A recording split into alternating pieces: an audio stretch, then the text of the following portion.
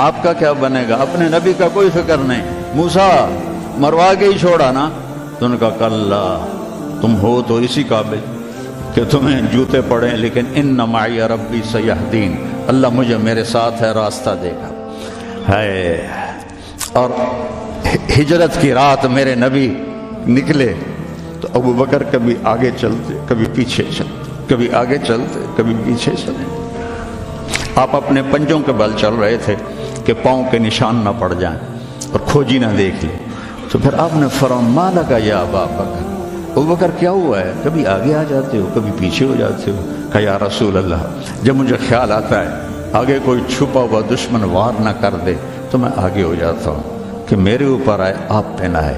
اور جب مجھے خیال آتا ہے پیچھے سے کوئی آ کے حملہ نہ کر دے تو میں بھاگ کے پیچھے ہو جاتا ہوں کہ آپ کے اوپر وار نہ آئے، میرے اوپر آئے. اور پھر جب غار ثور پر پہنچے، جبل ثور، تو آپ چڑھ نہیں سکتے تھے، ساری انگلیوں سے خون نکل رہا تھا، جو کہ آپ ایسے چلے تھے ایسے. ابو بکر نے کندھے پہ بٹھایا اور پورا پہاڑ طے کیا، اوپر لے گئے. آپ کو باہر بٹھایا، سارے سوراخ بند کیے، اور اس کے بعد سوراخ زیادہ تھے تو پگڑی کو اتارا، اس کو پھاڑ کے سوراخ بند کیے. پھر اس کے بعد سوراخ زیادہ تھے، کرتے کو اتارا اور پھاڑ پھاڑ کے سوراخ بند کیے. ایک جس میں سانپ تھا وہاں اپنی ایڑی کو رکھ دیا، کہا مرحباً یا رسول اللہ. آپ اندر آئے تو اندھیرا تھا، آپ کو پتہ نہیں چلا. جب تھوڑی سی روشنی ہوئی تو آپ نے دیکھا نہ کرتا نہ پگڑی. ابو بکر مالک، یہ کیا ہوا ہے؟ ذرا عمامہ کدھر ہے، ذرا کرتا کدھر ہے؟ کہ یا رسول اللہ یہ سوراخ تھے، مجھے ڈر ہوا کہ ان میں کوئی چیز آپ کو تکلیف نہ پہنچائے تو میں نے اپنے کپڑے پھاڑ کے سوراخ بند کیے ہیں. تو ایک دم میرے نبی رونے لگے اور ہاتھ اٹھا کر کہا یا اللہ میں ابو بکر سے راضی ہوں، تو بھی اس سے راضی ہو جا اور اسے جنت میں میرا ساتھی بنا دے. تو ایک دم جبریل آئے، یا رسول اللہ، اللہ تعالیٰ فرما رہے ہیں ہم ابو بکر سے راضی ہو اور جنت میں آپ کا ساتھی بنا دیا. انہوں نے میرے نبی کی زندگی کو یوں سچ کر دکھایا. موسیٰ علیہ السلام کی قوم کو اللہ نے کہا جاؤ ملک شام جا کے عمالقہ سے لڑو.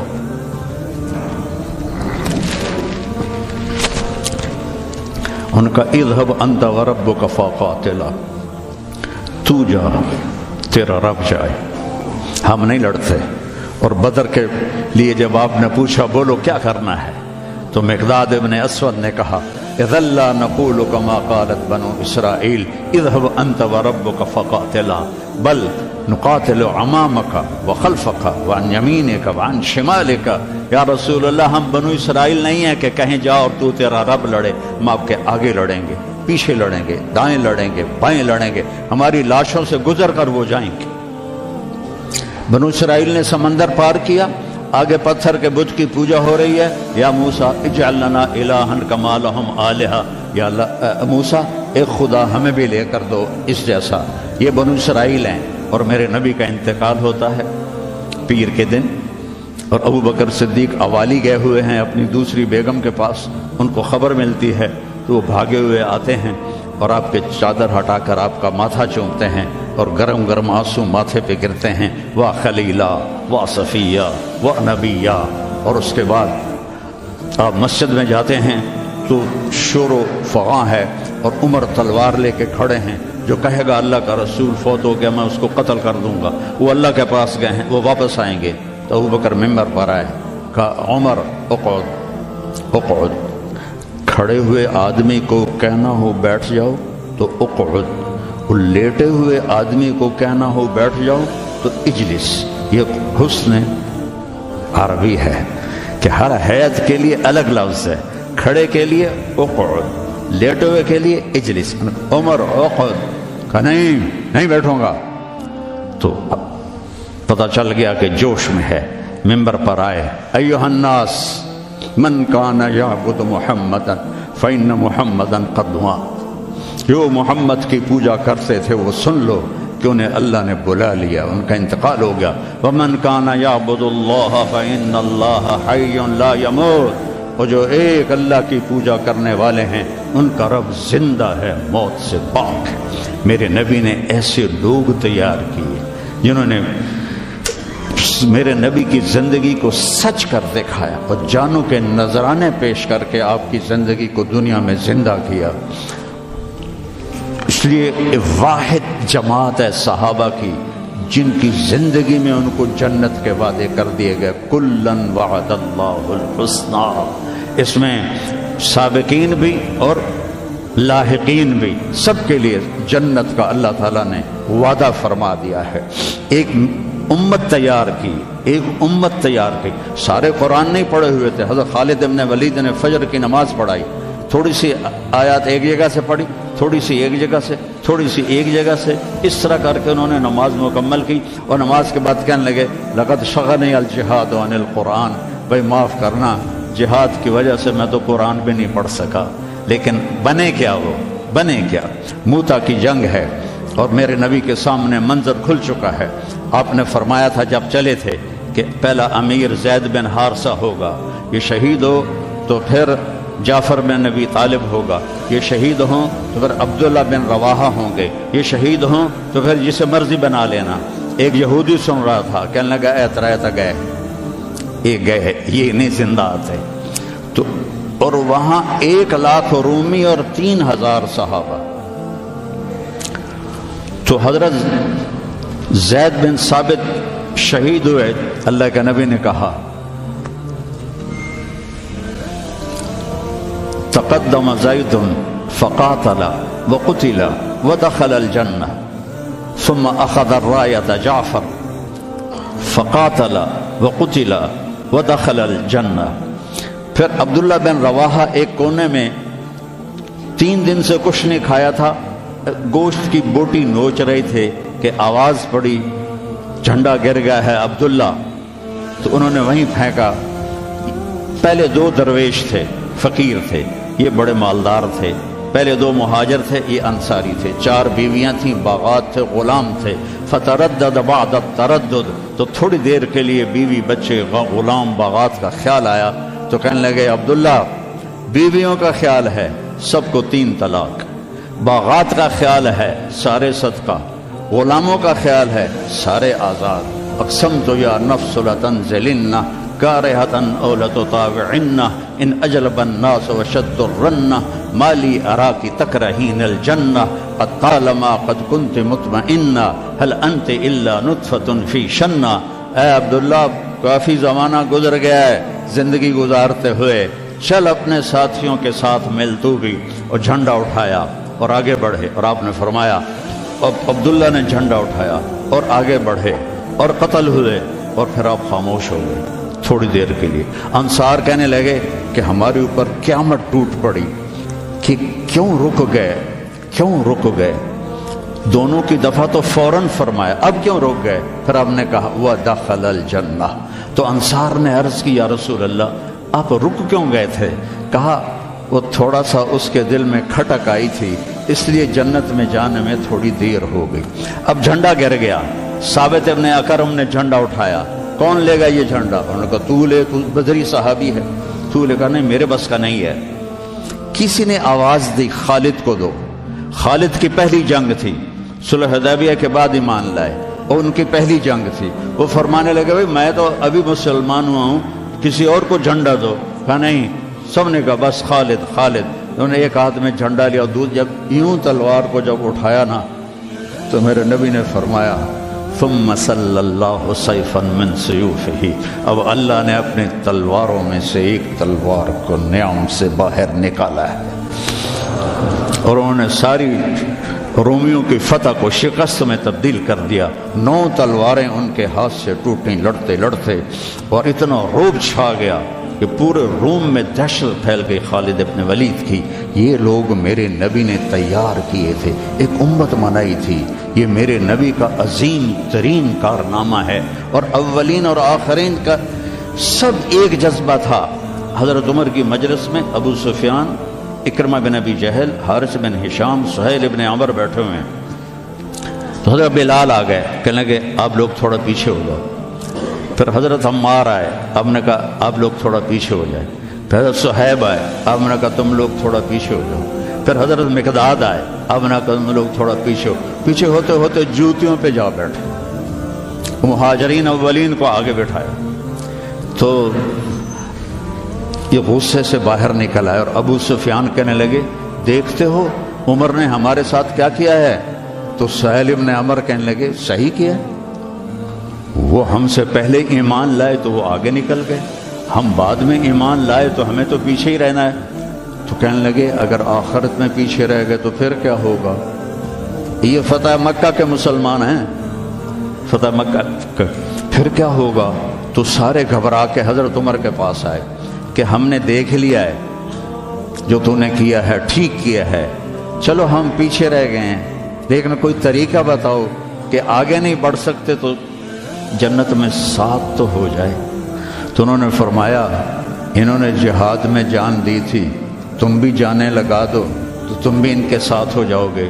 تو 400 قریشی سردار مکہ سے نکلے، 400، اور حارث ابن ہشام ابو جہل کے چھوٹے بھائی ہیں، اتنے ہر دل عزیز تھے۔ جب یہ نکلے تو سارا مکہ چھوڑنے باہر آیا اور سب رو رہے تھے، بچے بچیاں مرد عورت۔ تو حارث ابن ہشام کھڑے ہو گئے، کہنے لگے یا اہل مکہ، اے اہل مکہ، اللہ کی ذات کی قسم مکے سے محبوب کوئی شہر نہیں، تم سے محبوب کوئی لوگ نہیں، لیکن ایک داعی نے آواز لگائی، اس پر ہمارے غلاموں نے لبیک کہا۔ آج وہ اتنا آگے جا چکے ہیں کہ اگر ہم یہ سارے مکے کے پہاڑ سونا بنا کے خرچ کر دیں تو ان کے ایک مٹھی جو کا اجر بھی نہیں پا سکتے۔ تم اپنی جانوں کا نذرانہ پیش کریں گے کہ آگے نہیں تو برابر تو ہو جائیں۔ تو یہ سارے سرداران تشریف لائے، اجنا دین کی جنگ ہو رہی تھی، اس میں شرکت کی، اس میں فتح ہوئی۔ پھر یرموک کی جنگ ہوئی جو فیصلہ کن جنگ تھی، جس نے شام کا فیصلہ کر دیا ہمیشہ کے لیے۔ 9 دن یہ جنگ چلتی رہی، کبھی ایسے کبھی ایسے کبھی ایسے کبھی ایسے، اور ایک دن ایسا ہوا کہ صحابہ دبتے دبتے دبتے عورتوں کے خیموں تک آ گئے، اتنے قدم اکھڑے کہ عورتوں کے خیموں تک آ گئے۔ تو حضرت اکرمہ رضی اللہ تعالیٰ عنہ نے اپنی تلوار کی نیام کو توڑ دیا اور لوہے کے ٹوپی کو اتار کے پھینک دیا، کہا من یبایعنی علی الموت، یا اللہ ہمیں موت دے گا یا فتح دے گا۔ تو حضرت خالد بن ولید اور اکرمہ رشتہ دار ہیں، تو خالد بن ولید نے ان کا ایسے ہاتھ پکڑ لیا، نا نا نا نا نا نا، ابھی تمہاری ہمیں ضرورت ہے، یہ نہ کرنا یہ نہ کرنا۔ تو انہوں نے کہا الیک انی، دور ہو جاؤ مجھ سے، انی و ابی کان من اشد الناس عداوۃ لرسول اللہ و افر منکم اليوم، میں اور میرا باپ ساری زندگی دشمن اسلام رہے، آج ہی تو داغ دھونے کا وقت آیا اور میں بھاگ جاؤں۔ ان لک سابقۃ، تو مجھ سے پہلے ایمان لا چکا ہے اور آگے بڑھ چکا ہے، پیچھے ہٹ جا، میرے راستے میں حائل نہ ہو۔ تو سب سے پہلے ان کے بیٹے عامر بن اکرمہ نے بیعت کی، پھر حارث بن ہشام، سہیل بن عمر، زرار بن اوزر، ابو سفیان بن حرب، ان سارے سرداروں نے بیعت کی، اور سب نے اپنے خود لوہے کی ٹوپیاں پھینک دیں اور تلواروں کی نیامیں توڑ دیں اور شیر کی طرح حملہ آور ہوئے، وہ سارے روم کو پلٹا کے پیچھے پھینک دیا۔ اور جب روم کے قدم اکھڑ گئے تو خالد بن ولید فوراً بھاگے بھاگے واپس آئے کہ میں پتہ کروں کہ اکرمہ کس حال میں ہے اور عمر کس حال میں، رشتہ ایک مخزومی ہے نا دونوں۔ تو جب عمر کو دیکھا تو وہ ختم ہو چکے تھے، جب اکرمہ کو دیکھا تو ان میں کچھ سانس باقی تھا، تو انہوں نے ان کا سر اپنی گود میں لیا اور منہ میں تھوڑا پانی ٹپکایا اور ان کے بیٹے عمر کا سر یہاں رکھ لیا، یہاں۔ تو ان کی آنکھیں کھلی کر قول کہا میں خالد ہوں۔ کیا کیا اللہ تعالیٰ؟ اقر عینک، اپنی آنکھیں ٹھنڈی کر، اللہ نے فتح دی۔ کہا اچھا عمر کو کہہ دینا جو تم نے کہا تھا وہ ہم نے کرتے، جو تم نے کہا تھا وہ ہم نے کرتے، اور جان نکل گئی۔ تو حضرت خالد بن ولید کو حضرت عمر پہ غصہ آ گیا۔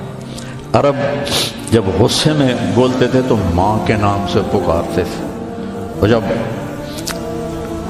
اچھے ماحول میں ہوتے تھے تو باپ کے نام سے پکارتے تھے. تو یہاں حضرت خالد کہنے لگے کلا زعم ابن الحنتمہ اللہ نستشہد. حنتمہ حضرت عمر کی ماں کا نام ہے. حنتمہ کا بیٹا اب یہ نہیں کہہ سکتا کہ سرداروں نے جان قربان نہیں کی. یہ میرے نبی کی محنت کا ثمرہ ہے. یہ مدارس اسی کا سلسلہ ہیں, یہ خانقاہیں اسی کا سلسلہ ہیں, یہ تبلیغ اسی کا سلسلہ ہے. لیکن بیٹو صرف کتابیں پڑھنے سے تربیت نہیں ہوتی. اہل اللہ کی تربیت میں رہو, ان کے ساتھ اپنے اندر کی گندگیاں نکالو, تبلیغ میں وقت لگاؤ. مجاہدے سے انسان میں جلا پیدا ہوتی ہے اور وہ اس کا رخ نیکیوں کی طرف پھرتا ہے.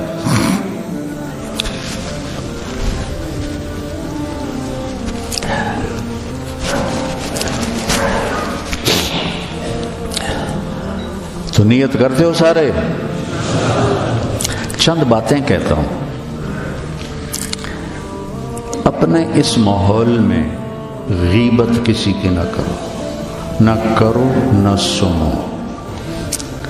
غیبت اشد من الزنا, غیبت زنا سے زیادہ سخت کام ہے. غیبت نہ کرو کسی کی. کئی لڑکے بہت ہی نیچے چلے جاتے ہیں, اپنے استادوں کی غیبت کرتے ہیں. یہ محروم ہو جائیں گے, یہ کبھی بھی علم حاصل نہیں کر پائیں گے. تو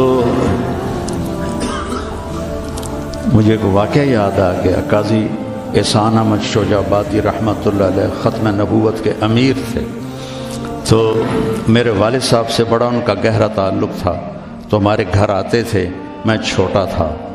تو انہوں نے اپنا واقعہ سنایا کہ میں تو ناقص کا صیغہ ہوں قاضی, تو ویسے بھی میں ناقص تھا, مجھے اتنا پڑھنا لکھنا آتا نہیں تھا. اور ایک طالب علم تھا جو بہت قابل تھا, اور وہ استاد پہ ایسا اشکال کرتا کہ استاد کو جواب نہیں آتا تھا, تو پھر وہ ہنس پڑتا تھا. تو ایک دن استاد نے دکھی ہو کر کہا جا تو بھینسیں ہی چرائے گا. اور ایک دفعہ میرے استاد اٹھے تو ان کا جوتا دور پڑا تھا, تو میں بھاگ کے گیا, جوتا اٹھا کے لایا اور ان کے سامنے رکھا.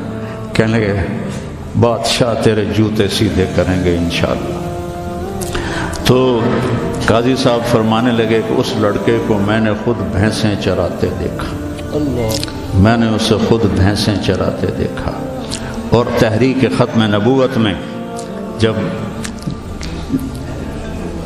قاضی صاحب کو, چونکہ یہ تحریک کے سر امیر تھے, جب ان کو بلایا گیا تو جنرل اعظم تھا گورنر پنجاب کا. تو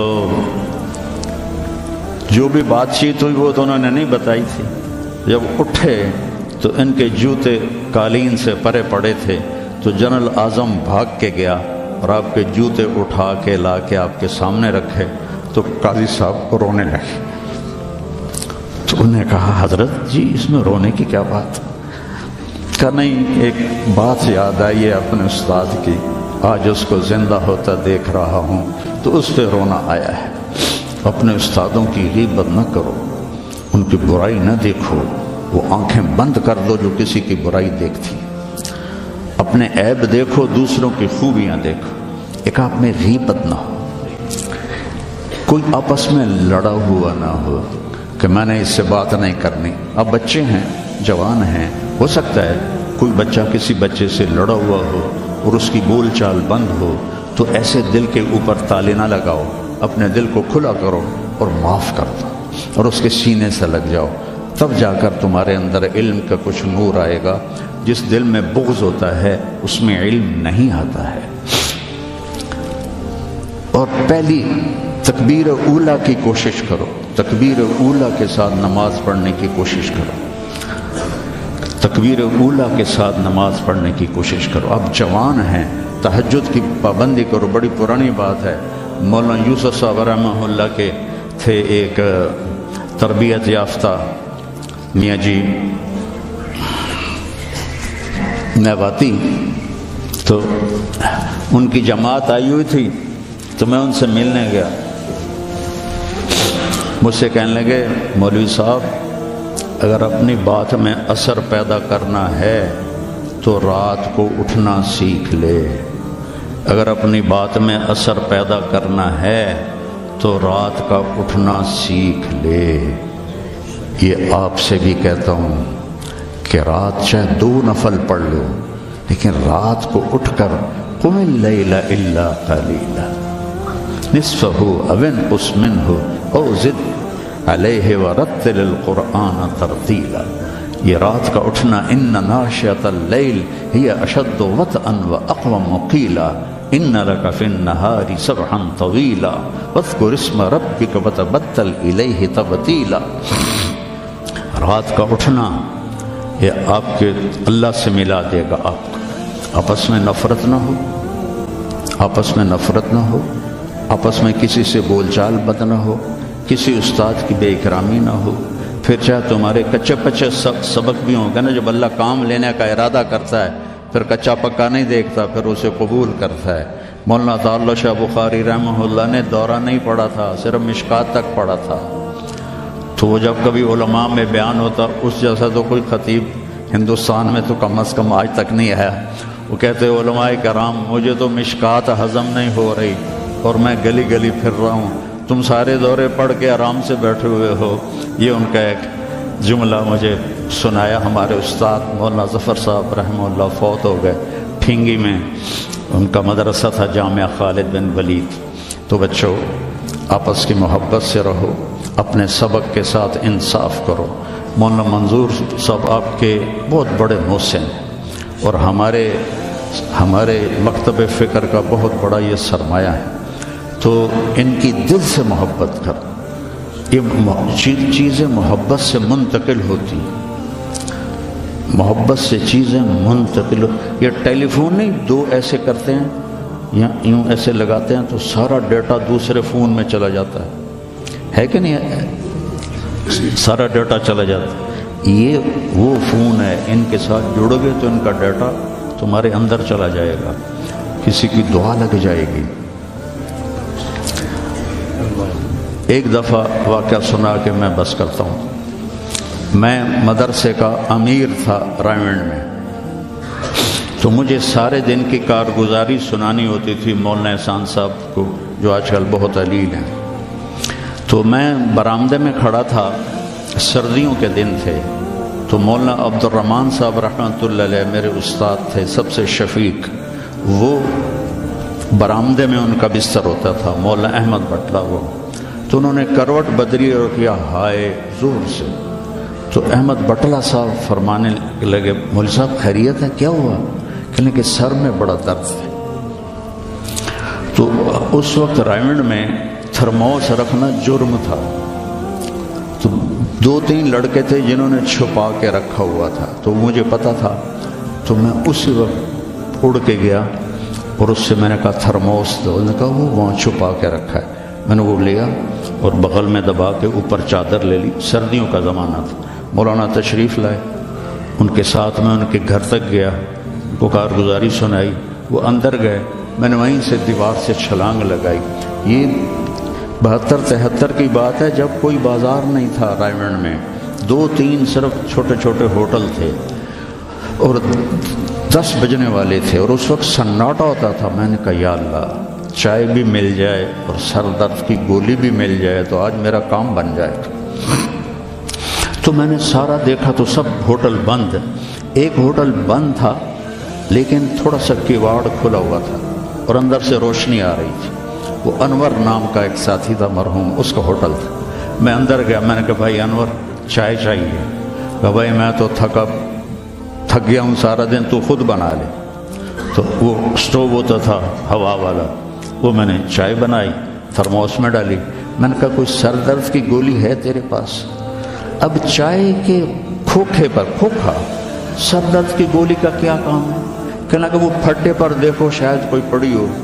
تو میری تقدیر میرا ساتھ دے رہی تھی، میں نے دیکھا تو ایک ساری ڈان ہوتی تھی اس وقت، وہ سر درد کی گولی تھی، جیسے آج کل پیناڈول ہے، وہ ساری ڈان پڑی تھی۔